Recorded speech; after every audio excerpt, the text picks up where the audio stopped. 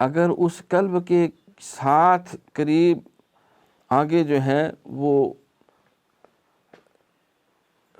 قلب ہے، پھر روح ہے، اگر اس کے ساتھ حسد ہے تو حسد کے ساتھ اللہ نے رشک کا مرکز بھی بنایا ہوا ہے.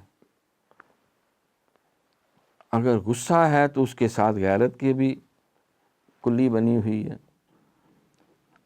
اگر جو ہے وہ تکبر ہے تو غیرت ایمانی بھی موجود ہے. اگر شہوت ہے تو اس کے ساتھ اخلاص بھی موجود ہے.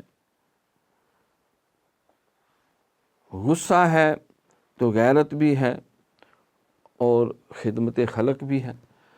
تو قلب، روح، سر، خفی، اخفا، یہ 5 جو ہدایت کے مرکز ہیں، ان کے اندر پاکیزہ و صاف ہیں، اور آگ، مٹی، ہوا، پانی، نفس کے اندر ساری بری خواہشات.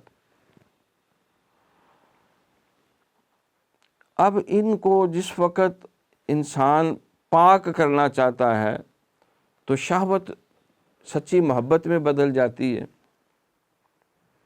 حسد پاکیزہ رشک میں بدل جاتا ہے، تکبر غیرت ایمانی میں جو کفر و شرک کے لیے ہے،